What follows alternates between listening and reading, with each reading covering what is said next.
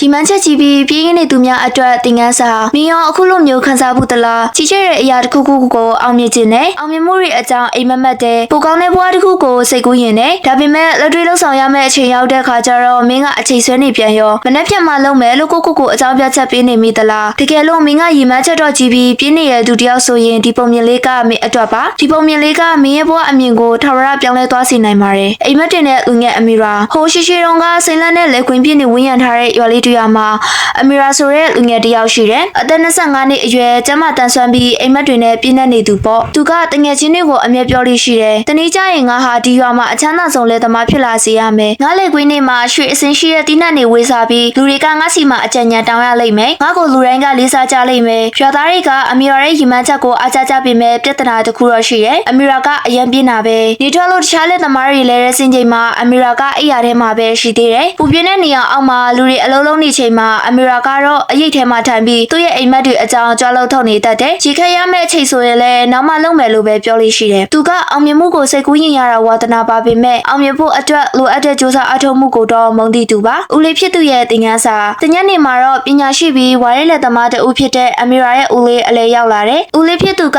ဘာမှမဆိုင်ပြိုးထားတဲ့အမီရာရဲ့လက်ကွင်းပြင်ကိုကြည့်ပြီးပြောတယ်။အမီရာငါတူမင်းရဲ့လက်ကွင်းကဘာလို့တလောက်တောင်မြေတလင်းဖြစ်နေရတာလဲ။မင်းကတော့ရွှေအစင်းရှိတဲ့တီးနှံတွေအကြောင်းပြောနေတယ်။ငါမြင်တာကတော့6သွင်းနေတဲ့မြေကြီးပဲရှိတယ်။အမီရာကရေပြီးပြန်ပြောတယ်။ဦးလေးမပူပါနဲ့မနှက်ဖြန်ကြရင်ကျွန်တော်စလုပ်တော့မှာပါ။ကျွန်တော်လက်ကွင်းကအကောင်းဆုံးဖြစ်လာမှစောင့်ကြည့်နေလိုက်လို့ဦးလေးဖြစ်သူကိုပြောတယ်။ဦးလေးဖြစ်သူကတပြင်းချလိုက်တယ်။ဒီမနှက်ဖြန်ဆိုတဲ့စကားကိုသူကြားဖူးနေတာအချိန်ချိန်မှာပဲ။ဒါကြောင့်အမီရာကိုသင်ခန်းစာတစ်ခုပေးဖို့ဆုံးဖြတ်လိုက်တယ်။ဦးလေးကအိတ်ကက်ထဲကနေမျိုးစေ့အိတ်လေးနဲ့အိတ်ထုတ်ပေးလိုက်တယ်။ဒါတွေကရိုးရိုးမျိုးစေ့တွေမဟုတ်ဘူးမှော်မျိုးစေ့တွေပထမမျိုးစေ့ကရီမန်းချက်မျိုးစေ့ပဲဒါကိုစိုက်ပြီးရင်နေ့တိုင်းရီလောင်းရင်မင်းကိုအသီးအနှံအရိပ်နဲ့ချမ်းသာကြွယ်ဝမှုတွေပေးမဲ့တစ်ပင်ကြီးဖြစ်လာလိမ့်မယ်။ဒုတိယမျိုးစေ့ကပြင်းကြီးချင်းမျိုးစေ့ပဲဒါကိုစိုက်ရင်သူကအရင်ဆုံးရှင်သန်လာပြီးလက်ကွင်းတစ်ခုလုံးကိုပေါင်းမင်းနေနဲ့ဖုံးလန်းပစ်လိုက်မယ်။ကျန်တဲ့အရာအလုံးကိုသူကဖျက်ဆီးပစ်လိုက်မယ်။အခုမင်းလက်ထဲမှာရှိတဲ့မျိုးစေ့နှစ်ခုလုံးရှိနေပြီ။မင်းရဲ့လက်ကွင်းကိုမင်းရဲ့ဘဝကဘယ်မျိုးစေ့နဲ့ဆူရမလဲဆိုတာပေါ်ပဲမူတည်တော့တယ်။ရွေးချယ်မှုနဲ့ရလက်အမီရာကမျိုးစေ့နှစ်ခုကိုကြည့်ပြီးရီမန်းချက်မျိုးစေ့ကိုပဲစိုက်မှာပေါ့။ငါအောင်မြင်ချင်တာပဲလို့တွေးခဲ့တယ်။ဒါပေမဲ့မနေ့ရောက်တော့သူပင်မနေပြန်ရောမနေ့ဖြတ်မှာစိုက်တော့မယ်လို့ဆိုပြီးရက်တွေကုန်လွန်သွားတယ်။နောက်ဆုံးပြင်းနေရနဲ့ပဲမျိုးစေ့နှစ်ခုလုံးကိုစိုက်ပစ်လိုက်ပြီးဘာဖြစ်မလဲကြည့်ရသေးတာပေါ့။နောက်မှခီယိုးစိုက်လဲရတာပဲလို့ကိုပြောခဲ့တယ်။အပတ်တွေကြာသားခဲ့ပေမဲ့အမီရာကတော့အိတ်လိုက်အတင်းပြောလိုက်အိမ်မက်တွေမက်နေတာနဲ့ပဲအချိန်ကုန်နေခဲ့တယ်။တနေ့မှသူလက်ကွင်းနဲ့သွားကြည့်တော့ထိတ်လန့်သွားတယ်။ပြင်းကြီးချင်းမျိုးစေ့ကအရင်မြင့်မြတ်ကြီးထွားလာပြီးပေါင်းမင်းနေမြေပြင်တစ်ခုလုံးကိုဖောင်းလန့်သွားပြီးဒီမှန်းချက်မျိုးစေ့လေးကတော့ရေလည်းမရပြည့်စုံမှုလည်းမရှိတော့အသက်ငင်နေပြီးတေးလူမျောပါဖြစ်နေပြီ။ဦးလေးဖြစ်သူရောက်လာပြီးပြောတယ်။အမီရာကြည်စံဒါဟာမင်းရဲ့ဘဝပဲဒီမှန်းချက်ဆိုတာမျိုးစေ့လေးလိုပဲဒီယူဆိုင်မှုစူးစမ်းမှုနဲ့နေ့စဉ်လှုပ်ဆောင်မှုတွေလိုအပ်တယ်။အလုံးမလုံးရင်သူကတည်သွားတတ်တယ်။ပြင်းကြီးချင်းကတော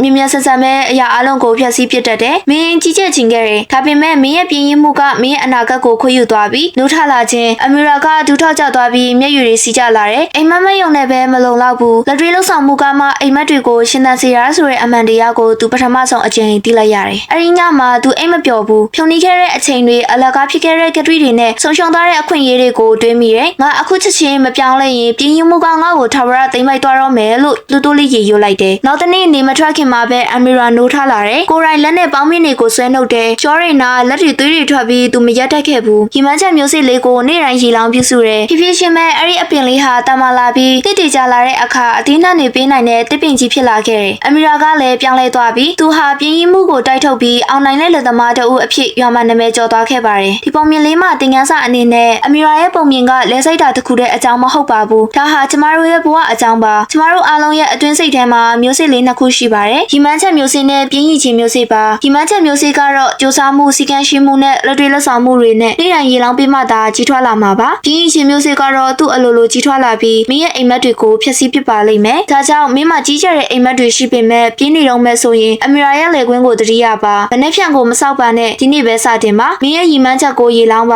။ပြင်းရီချင်းဆိုတဲ့ပေါင်းမင်းတွေကိုဆွဲနှုတ်ပါ။မင်းအချိန်ဆွဲလေးလေးမင်းရဲ့အိမ်မက်တွေတည်ဆုံးဖို့နီးလေးလေးပါပဲ။အခုလိုပုံမြင်လေးတွေကိုကြိုက်နေတတ်တဲ့ဆိုရင်ကျမတို့ရဲ့ channel လေးကို like and subscribe လေးလုပ်သွားပေးဖို့မမေ့ပါနဲ့ရှင်။အဆုံးထိနားဆင်ပေးကြတဲ့တူဦးတယောက်ချင်းစီကိုကျေးဇူးအထူးပဲတင်ရှိပါရရှင်။